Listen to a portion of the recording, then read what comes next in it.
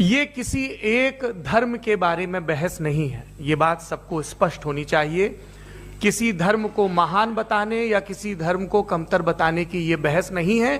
तो यदि कोई इस उम्मीद से देख रहा है या यहां आया है तो मैं आपको आश्वस्त करना चाहता हूं कि आपको नाउम्मीदी हाथ लगेगी।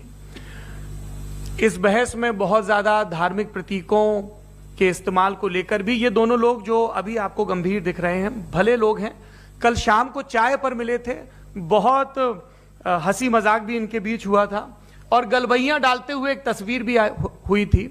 ये इस बात का प्रमाण है कि इंटरनेट पर जो हल्ला मचा हुआ है उसके मुकाबले ये दोनों लोग बहुत ही अच्छे शांत ढंग से बहस के लिए राजी हो गए हैं।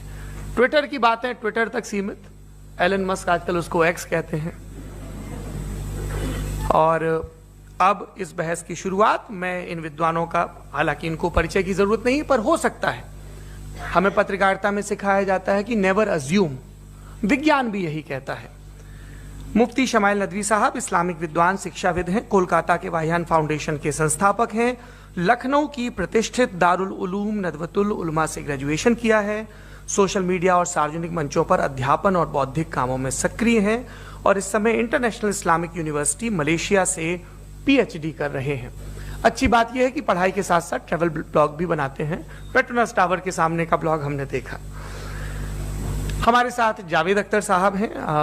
जावेद अख्तर साहब कवि हैं, शायर हैं, गद्य भी लिखते हैं, फिल्मों के लिए संवाद लिखे हैं, गीत लिखे हैं। इससे इतर ये वैज्ञानिक सोच को लेकर या अपने डिक्लेयर्ड एथिज्म को लेकर भी मुखर रहते हैं और अपने तहीं रैशनैलिटी की बात करते हैं।